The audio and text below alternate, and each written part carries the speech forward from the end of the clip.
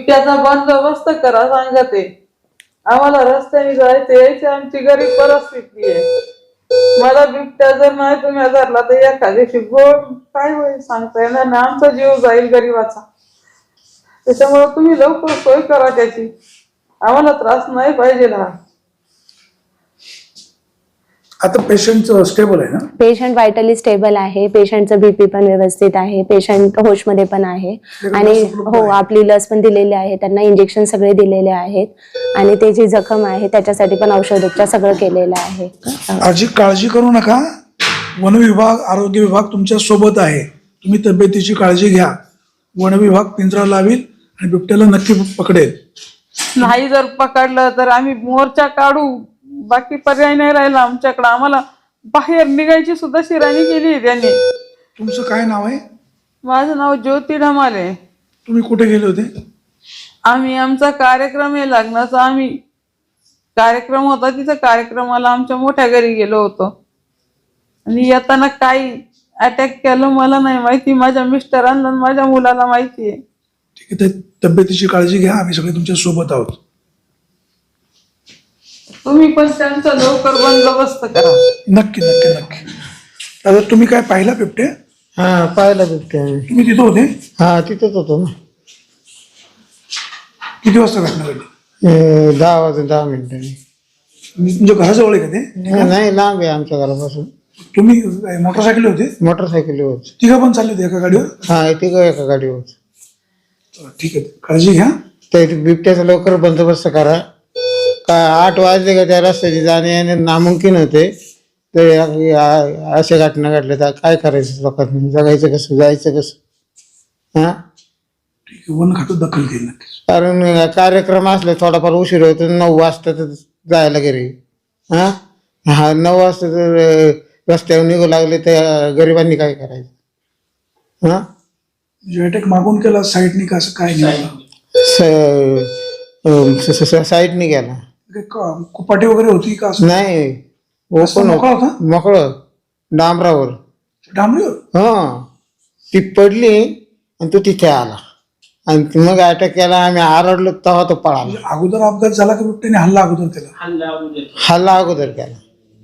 ठीक आहे, तब्येतीची काळजी घ्या. हा, मॅडम नमस्कार. काय पेशंटची काय पोझिशन आहे? पेशंटला आता बिबट्याने अटॅक केलाय असं त्यांच्या घरचे जे घेऊन आलेले आहेत त्यांनी आपल्याला सांगितलेलं आहे. पण आता पेशंट गाडीवर असल्यामुळे अटॅक झाल्यानंतर पेशंट खाली पडलेत, तर त्यामुळे त्यांच्या डोक्याला थोडंसं मार लागलेला आहे. पेशंट तसंच शुद्धीवर आहेत. आपण सगळं त्यांना औषधोपचार देणार आहे.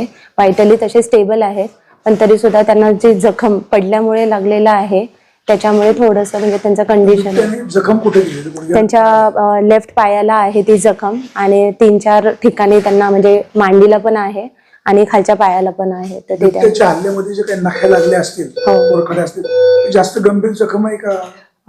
जखम तर आहे तिथे वरती, त्याच्यावरच आपण त्यांना तिथे इंजेक्शन देत आहोत. पण जे पडले आहेत त्याच्यामुळे डोक्याला जे मार लागलेला आहे त्याच्यामुळे थोडंसं कंडिशन थोडंसं हे आहे. म्हणजे त्या होशमध्ये आहेत पण तरी सुद्धा थोडंसं डोक्याला मार लागल्यामुळे कंडिशन थोडं क्रिटिकल आहे असं वाटत आहे. नाही काय घडलं नेमकं? माझं नाव सिद्धेश राजे डामले. मी तांबेवाडा नंबर 2 या ठिकाणी राहत आहे. आम्ही आमचं काम उरकून घरच्या दिशेने चाललेलो आणि आज? हो, आज रात्री किती वाजता? 10 वाजून 5-10 मिनिटं झाली. ते एवढे उशिरा कुठे गेले होते? घरातलं हे होतं, कार्यक्रम होता म्हणून. काय झालं? मग जनावरांनी उडी घेतली, गाडीवर चाललेलो मी. हो, बिबट्याने उडी घेतली. कोणाला जखमी केलं? आईला. काय नाव आहे आईचं? ज्योती राजे डामले. पुढे काय झालं?